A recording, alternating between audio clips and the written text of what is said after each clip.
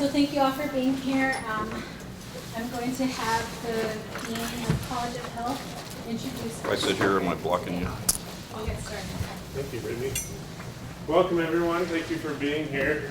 This is the first opportunity I have to meet Maegan. Welcome. Yeah, Thank you for being here today.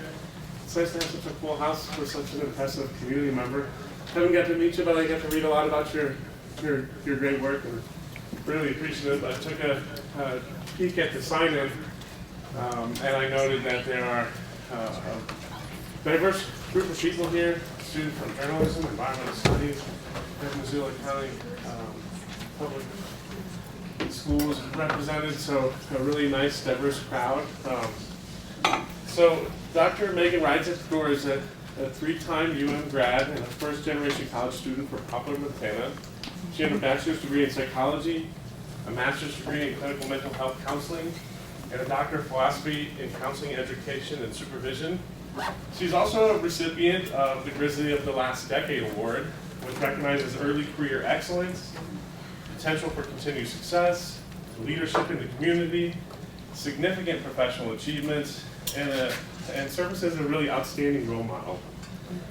Maegan has served as the executive director at UM's National Native Centers Trauma Center since 2015, working to support their mission of co-facilitating trauma-focused healing in tribal communities.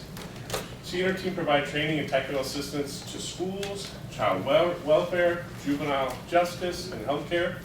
She's added really an extreme value to the implementation of trauma response of care with Native nations, private, federal, and state partners, the implementation of youth suicide prevention, and the expansion of child advocacy centers' capacity to meet the needs of tribal communities. She's a principal investigator on the center's major awards, including a Substance Abuse and Mental Health Service Administration Category 2 National Child Traumatic Stress Initiative Grant, an Office of Juvenile Justice and Delinquency Prevention expansion to support child advocacy centers serving American Indian and Alaskan Natives, and as a Victims of Child Abuse Tribal Training and Technical Assistance Grant. Dr. Reisdorf conducts outpatient counseling services on a limited basis and also serves as an adjunct professor for the Salish Kootenai College and the University of Montana. Maegan is an enrolled member of the Fort Peck Sioux and Assiniboine tribes and a descendant of the absentee Shawnee tribe of Oklahoma. Thank you for your work, Dr. Rides at the door. I'm really looking forward to this next hour. Appreciate your expertise. Welcome. Petuashte, everyone.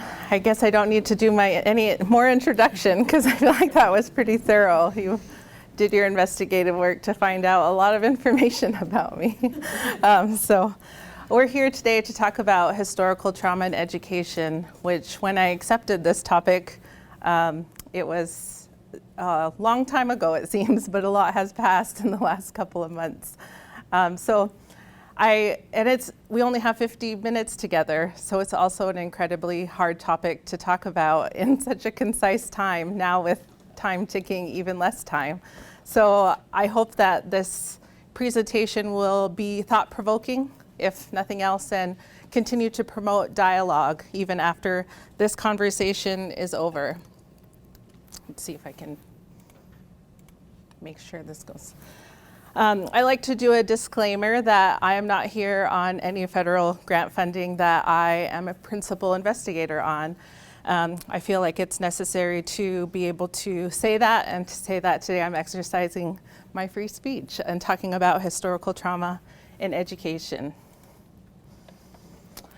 Of course, we know that we do land acknowledgements, and this one was created by the Cultural Committee. And it says the University of Montana acknowledges that we are in the Aboriginal territories of the Salish and Kalispel people. Today we honor the path they have always shown us in caring for this place for generations to come.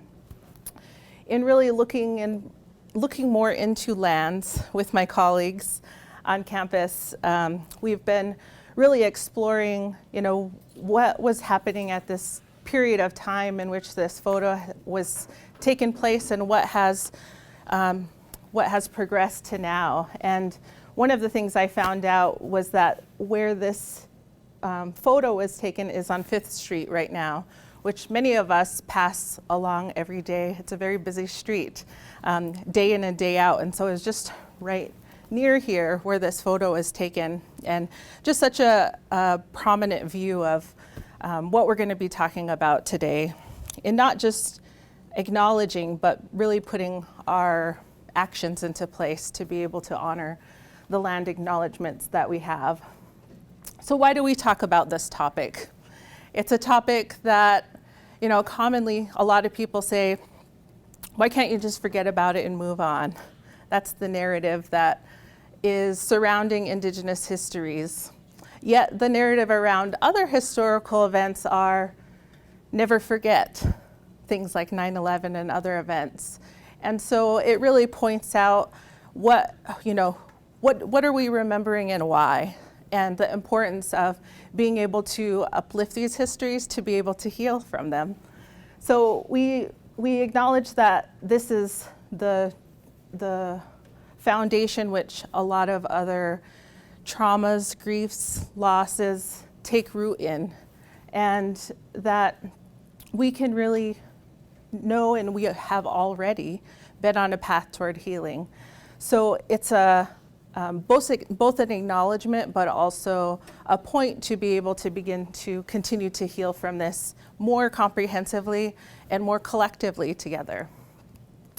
And being able to think about historical trauma really is being able to have a perspective on why things are the way that they are, why people behave the way that they do, and how to be able to view things in this perspective to be able to, as they say in the trauma field that I'm in, respond, not to react to situations. So the KSAs around this topic are, we want to be able to encourage you to always increase your knowledge.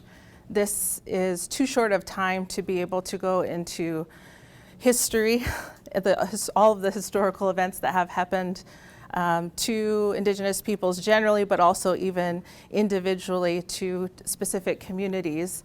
So we must be able to continue to participate in efforts like this.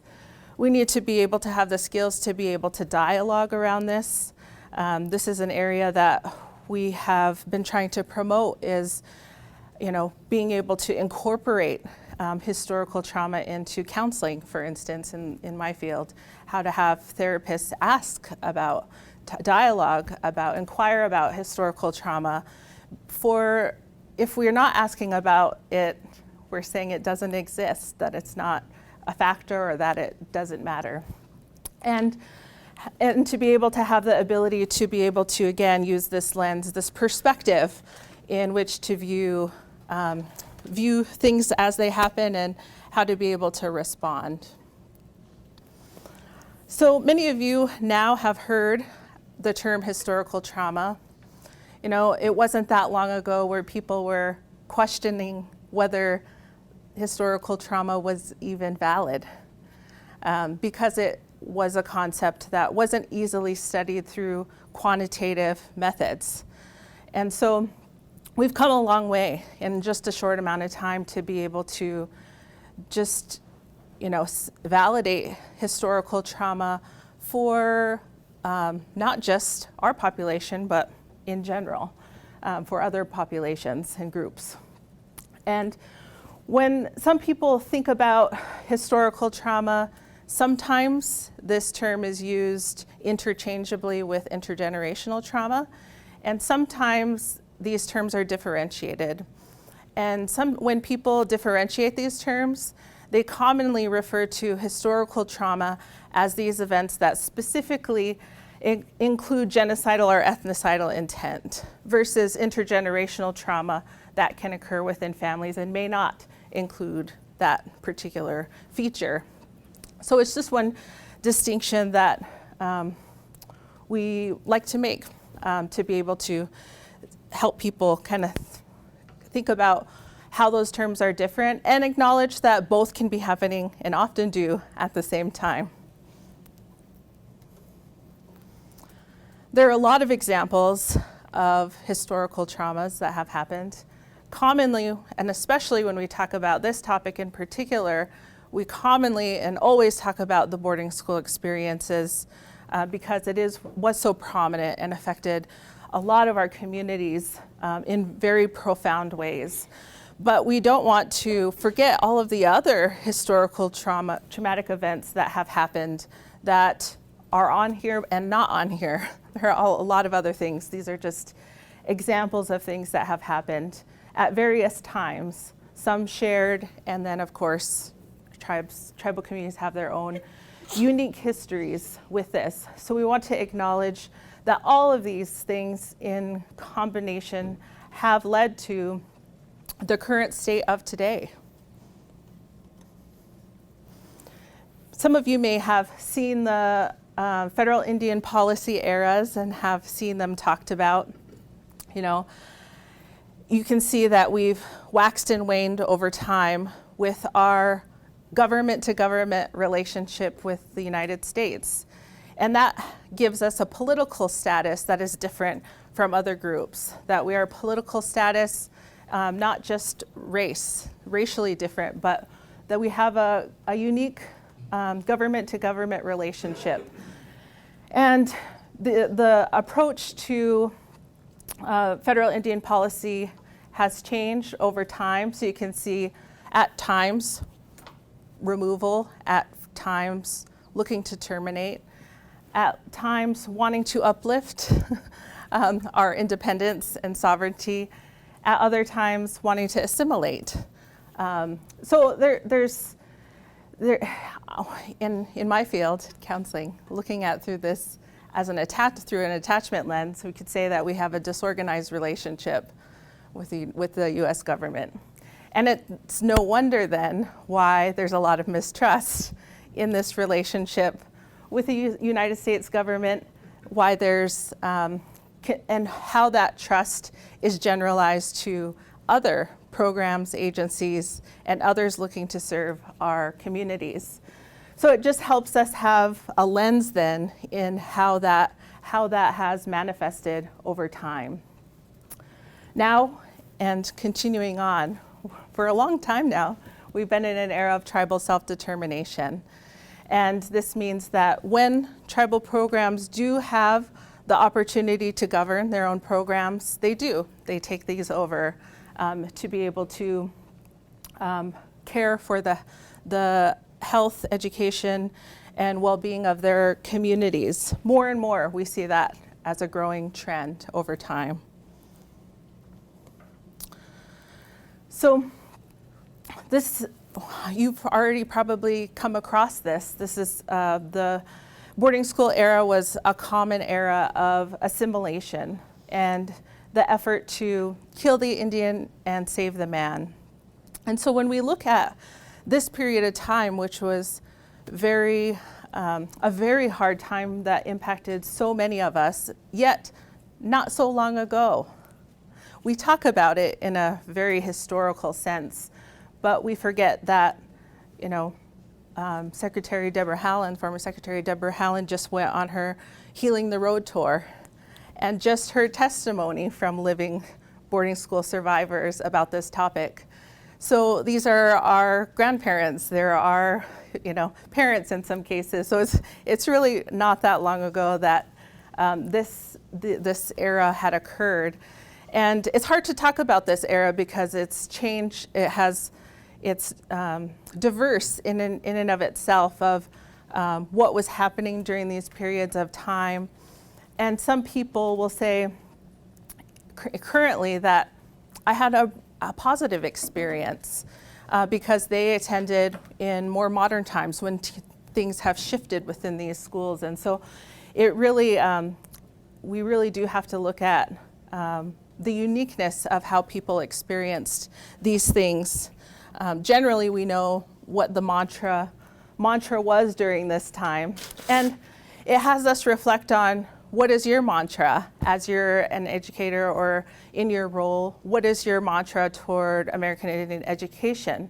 What is a mantra that would help heal this particular era? the consequences of the boarding school era in and of itself, not even considering all the other American Indian traumatic events that have happened, are great. We still see them today. We are still really trying to reintroduce how we are as people and trying to revitalize our culture. And sometimes I hear people say things like, you know, don't you have a cultural value of really prioritizing children or honoring elders? And it seems like you've lost these cultural values in the midst of all this. And, you know, I could see how people could think that that cultural value was lost or diminished. But the way we think about it from a trauma lens is that we haven't lost these values. They're very much known and well known. It's just that trauma has interrupted our ability to adhere to these cultural values and uplift them all of the time. And so it's a really important way to think about it, of why these things are the way that they are, and how we can create a lens around some understanding to be able to see, again, how and why these behaviors are. These events are not historical. Events continue to keep happening.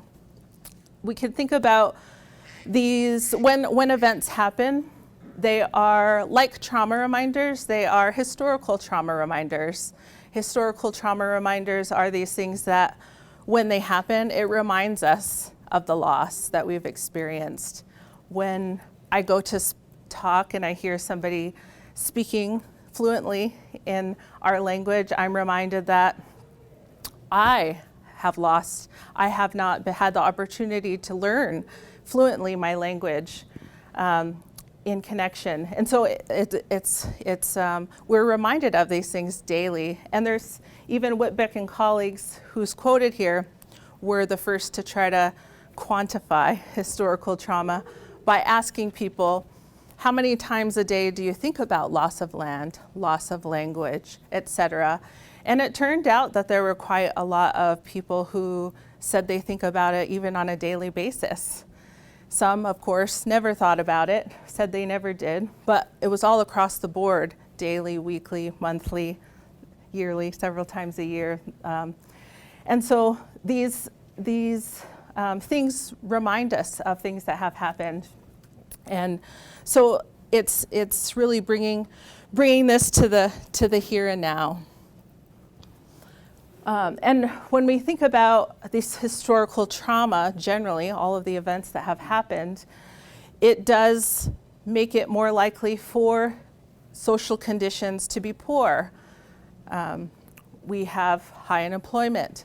We have difficulty with housing, right? We have a lot of social conditions in which it makes it more likely for adverse childhood experiences to occur. And you may recognize the rest of the pyramid here, which is the results of the Adverse Childhood Experiences Study. The RYSE Center was the one who expanded this pyramid to include historical trauma and social conditions as a more accurate representation of why these things occur. You may know that in Montana, particularly, we have a 20-year lower life expectancy than the general population in Montana. So these ramifications are very real. The amount of grief and loss that we experience are very real. All these health problems are very real.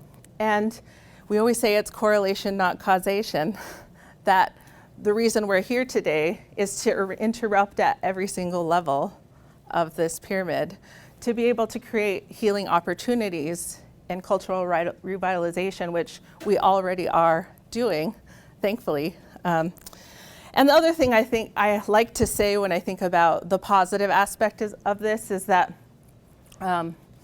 we know how to heal. We know people can heal from trauma. It's not like we're wondering how that happens or if it's possible. we know that healing can happen. The difficulty that we face is that trauma keeps happening, and grief happens, and then another trauma happens, and then grief happens. And so it interrupts our healing process. So when we think about adverse childhood experiences, we want to get ahead of want to go further down deep to be able to address historical trauma and social conditions is really going up the river. I know it's hard. It's easier said than done, right? But that's really where we need to go to be able to think about how do we prevent adverse childhood experiences to occur in our communities in the first place so that people aren't even less at risk for experiencing them and not seeing this path continue. So how does historical trauma impact how we do our work today? This is a conversation I love to have. It's bringing it to the here and now, and it does help people think about how this interplays all of the time. I've already talked about mistrust and how that enters in. That's something that you could see on a daily basis, that there's a protectiveness around our communities, our families, and how that can really quickly translate to others, even well-intentioned serving agencies who want to provide well-meaning services. How else, I'll leave it to you to think about some others. How does this impact your work today on a daily basis? I really like how, I guess when I think of this question, the discussion question, I really like how you talked about the trauma reminders, and how it's kind of like a daily or weekly thing that we all experience, especially being a student going in education. It's kind of like you think of the historical background of our people, and then you think of the education, the curriculum, anything pertaining to education now, current day, Western practices.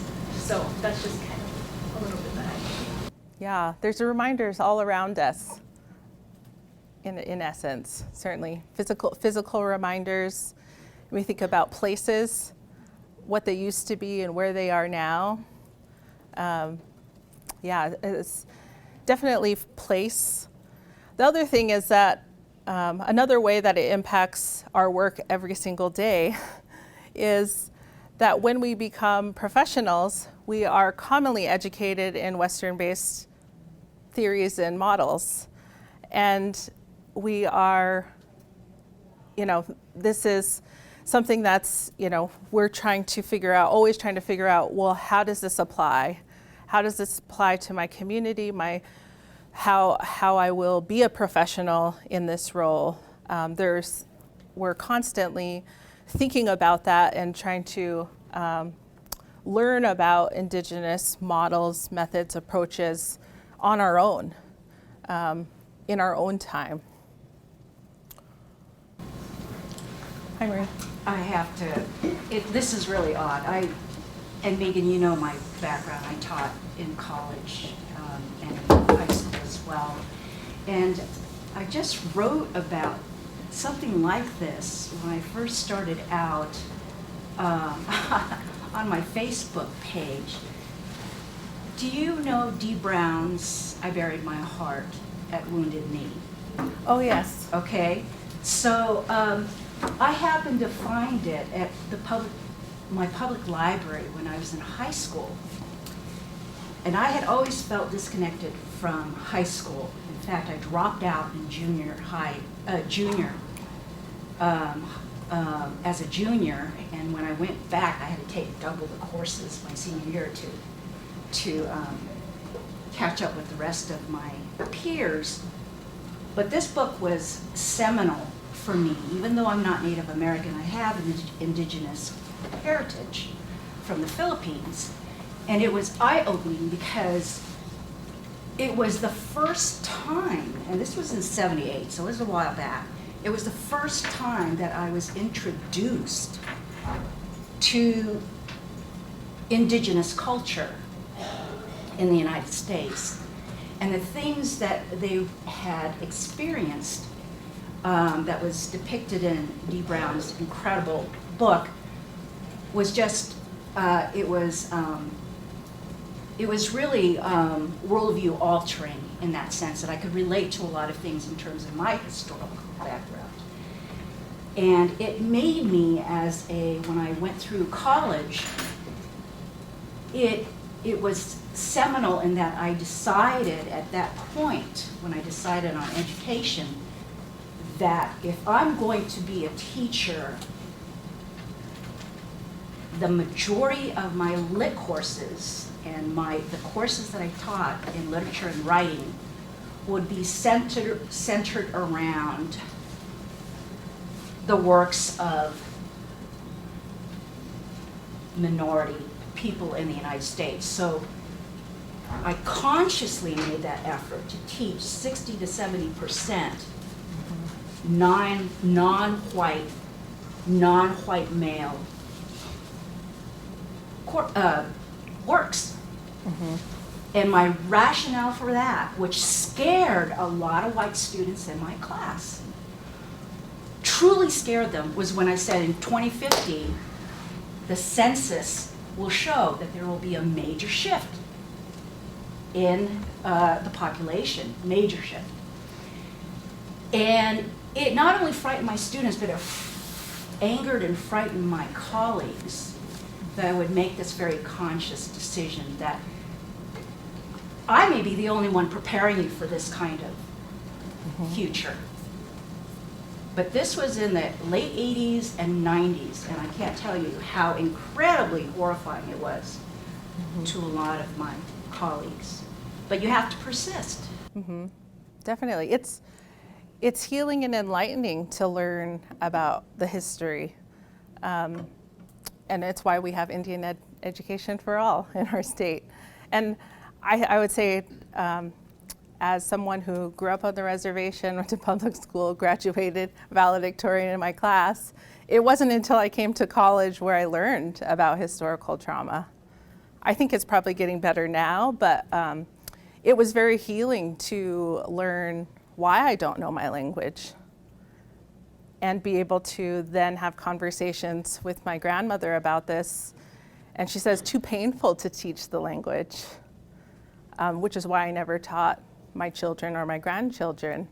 And and in a sense, it provides a lot of healing and a lot of context and creates self-identity and Indigenous pride to be able to put this information and situations into context yet again.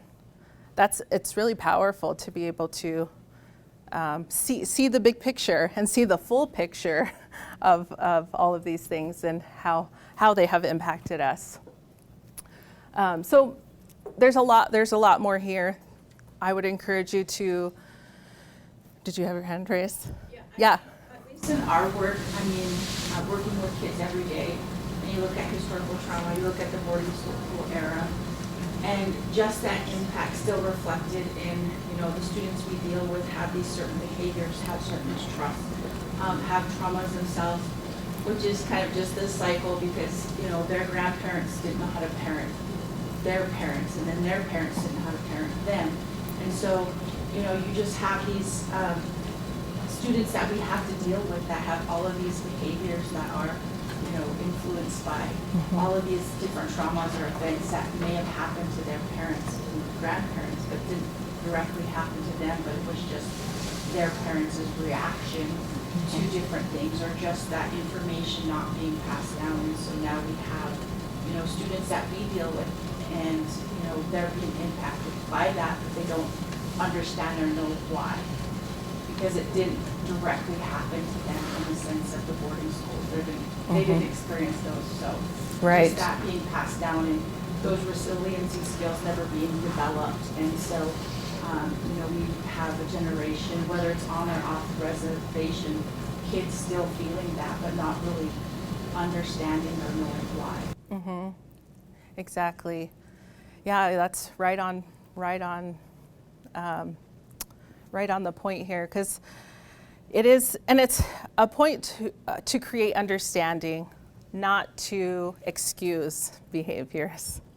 And that's really the critical thing about trauma responsive care is people think, oh, it's just being empathetic and understanding of what's happened.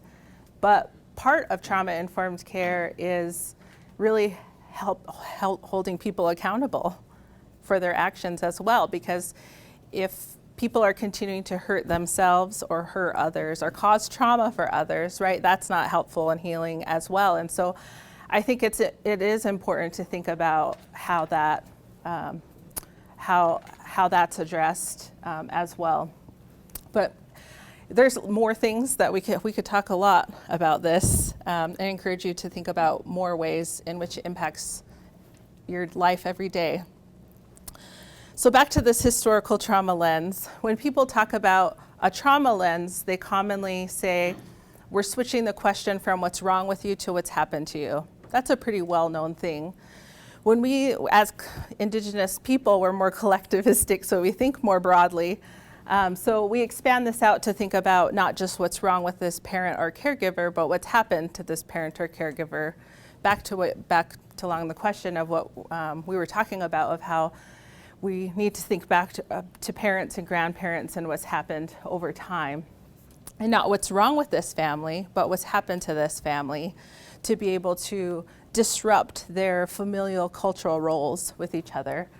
And not what's wrong with this community, how come there's so many all these social conditions, and how come there's all these problems and things. It's what's happened to this community. Because when we ask ourselves what's happened, it really does put all of these things into perspective and to be able to view these things in context. One really important way that I've applied this is in my own work. As an example, I tell this story of a time that I was going into a tribal community that wasn't my own, and I wanted to tailor the presentation. So I went online and looked up data that I could find on the World Wide Web, and I created a slide that was about the community with specific information. And when I was in the community, the slide was coming up, and I was all proud of it because I took the extra time. And I started to talk about it, and this community member stood up, and she said, "Where did you get this information? Did you go through our tribal IRB board? Are you doing research here without our permission?" And I was like, whoa, I was all proud of my slide. Where's this coming from? And with this lens, I was able to say, what's happening? What's happening here? And I said, oh, she's just trying to protect her community. Now, if I say, what's wrong with this person? How come she's standing up to me during this live presentation? This is just on the web, right? I get defensive and I say, this is just on the World Wide Web. Calm down, right? Because telling someone to calm down always works, right? Right. So but being able to see this, why it's happening, I'm able to respond and say, thank you for serving this important role. I wish there was someone like you in all of our tribal communities to make sure that everyone's doing the right thing. Thank you so much. And validate her, connect her, right? So we are more connected then in that moment and throughout time than disconnected, than defensive, right? Which is all about this trauma care approach, is how do we become more connected than disconnected? How do we be able to view these behaviors in context? Most behaviors that are occurring are due to trauma and, just things that have happened that are typically about protection, typically about fear, typically about shame, typically about anger, right? There's true things behind these kinds of things. And when we can view these behaviors in context, it again helps us respond and not react in those situations, which takes a lot of effort to be able to do in the moment, all of the time, in every situation. But that's the goal that we want to be able to do time in and time out. So that's just one example. Other questions we want to ask is what's right? What's a strengths-based question? And what's continuing to happen? Acknowledging the traumas that are currently happening as well, not just what's happened. I like to share this short video with you.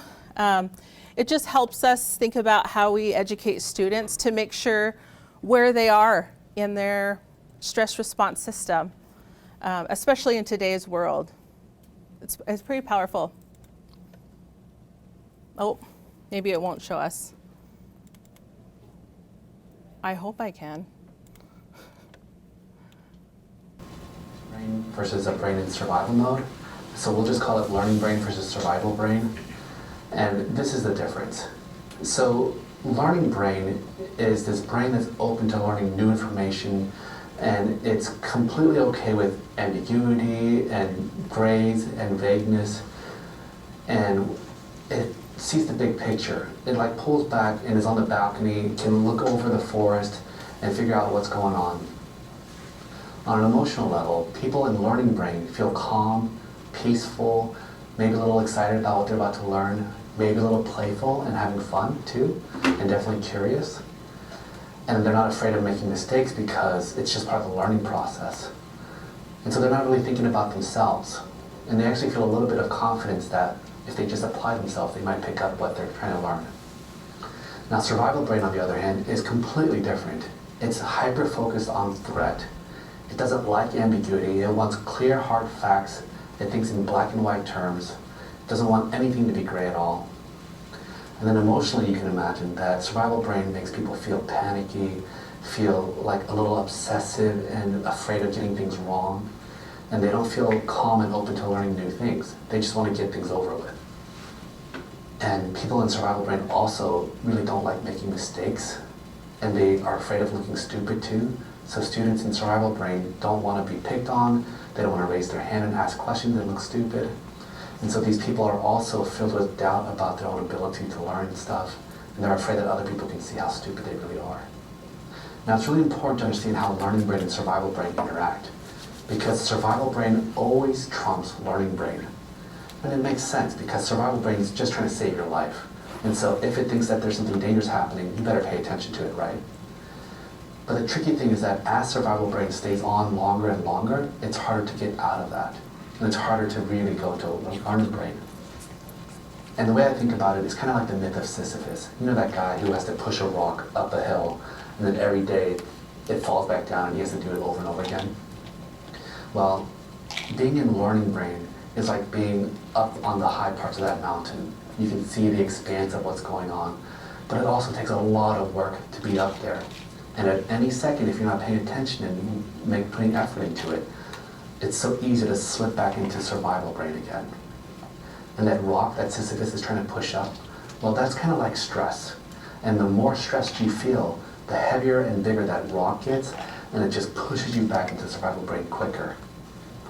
Now the kicker is that for traumatized people, stress is a really rigid and intense thing. And so with trauma, any little stress makes that rock grow way bigger than it normally would. And because people with trauma misperceive ambiguous situations as threatening and stressful, that rock just stays big all the time. Now the good news is that the more you control stress, well, the easier it is to be in learning brain, right? Because that rock is a lot smaller. I think it cuts off there. But you could see how easily these shifts happen. And some of you may have even gone into survival brain when I was talking about the concepts earlier and thinking about your own lives, right? Some of you may, during this presentation, have thought about all the things you have to do after this and have to get done before the end of the day. So it's really easy to switch from learning mode to survival mode in this way. And so it is always important to think about how are we fostering environments and thinking about how do we maximize this learning brain potential when we're teaching and teaching students to be able to learn, and think about this thoughtfully and think about transitions between things. You know, in school we always say, you know, it's really hard to expect students to come in from recess and then come in and sit quietly on the rug in a circle. It takes a lot of work to be able to get from that kind of energy to a lower energy activity, right? So the more mindful we can be of all of this, not just individually with students, but also our school climates, which to get out of crisis mode, to be able to be intentional. Because if we're constantly running, we're not able to use this trauma lens with our students and with each other, right? It becomes harder. It becomes harder to do. In that instance, an example that I gave you with that community member, if I was in survival mode, I would have lashed out, right? I'd be more likely to lash out. I wouldn't have been thinking about what's happening in this situation, right? I wouldn't have that perspective to be able to operate from. Yep. Oh, I just wanted to point out something since Yes. we're on the university, our college campus. So my background before taking this position was a college prep counselor for years, working with students and routing for my community. And I think that learning brain versus survival brain is really the big issue with what a lot of our college freshman students are struggling with. So this is such a powerful message for those in admissions or any capacity that are helping students make that transition. Right. Because I know I deal with those things every year when we see our students transition to college. But, Right. yeah. The amount of effort it even takes to get through that process, right? Yeah, definitely. Yeah, the survival brain of, students, but also, thinking about our staff and, how we are in this role. So tribes, states, and the federal government all have an obligation to educate Native students to uphold their responsibilities. So when we think about the timeline that we talked about, all paths lead to Native Nation building. And so for you in your role is, how are you promoting this? How are we helping our students be prepared to be able to serve their communities? When we're students, we have to teach ourselves things like 638 contracts and compacts. We have to teach ourselves things like trust lands, like contract health, like PL 280. Like there's so much that we have to learn that we don't get taught at any of our institutions. And it's also amazing how we do that, because we do truly self-teach ourselves all that we need to do to be able to be in a better position to serve our communities. But there's a lot of concepts that we have to learn to be able to fulfill these roles. So if you can incorporate more of this content into your areas, the less likely that students will have to do it on their own. So there's a lot of, and all areas, all disciplines, right, contribute to this effort. I'm running out of time here, so I'm just going to going through here. And we have all heard about bad examples of when, consultation isn't happening, when things are re-traumatizing, when this education isn't happening in a healing way. Since I had the mic, I was like, I'm gonna have this opportunity to talk about this, just a little throw it out there. But I had recently heard this statistic that American Indians are not the minority population in Missoula County Public Schools. And I thought, interesting. That's fascinating. I don't agree with it. I was like, but are they counting students in the 2 or more races category as that include American Indians? And the answer was no.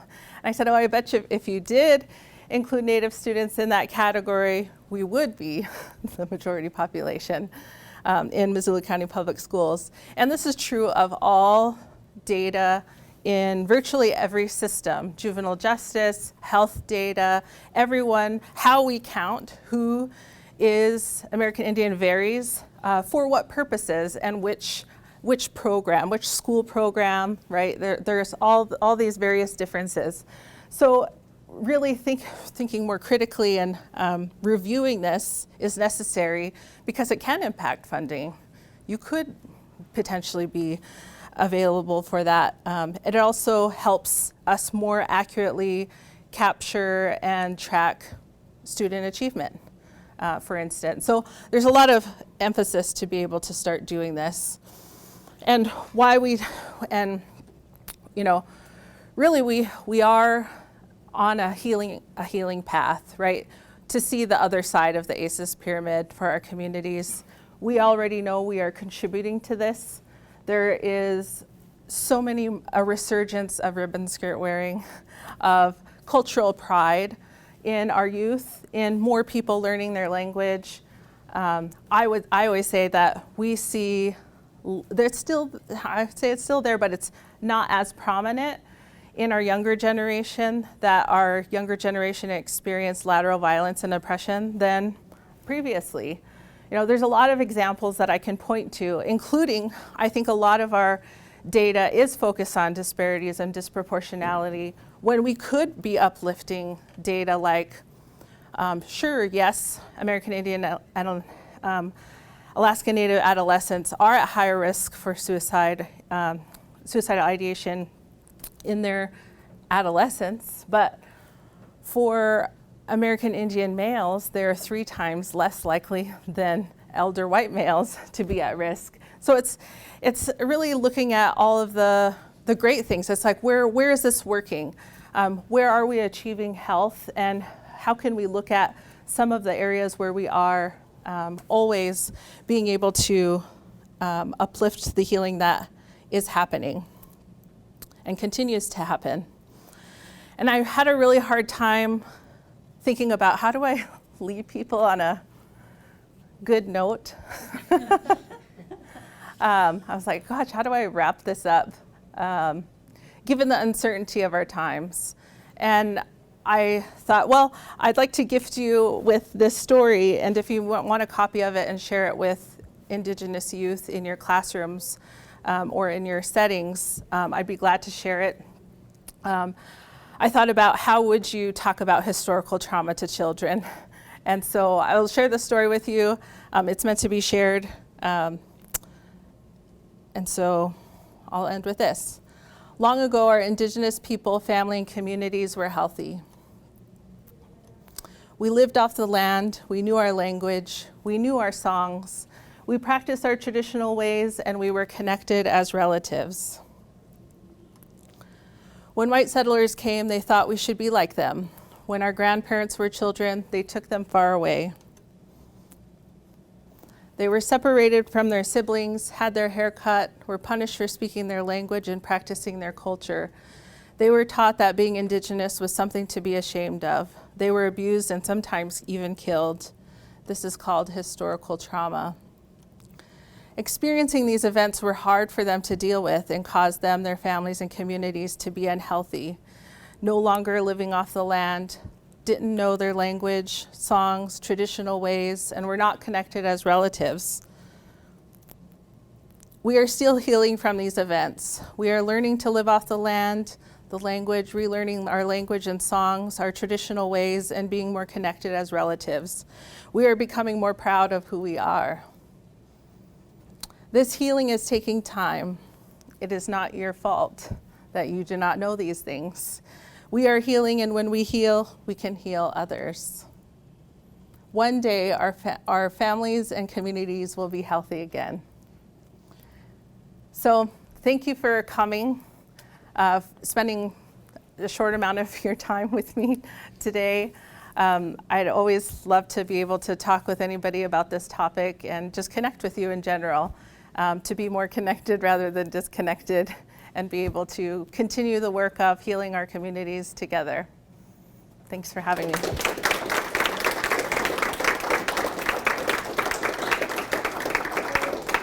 Thank you all for coming. I just want to present a gift on behalf of the American Center of Excellence. Thank you.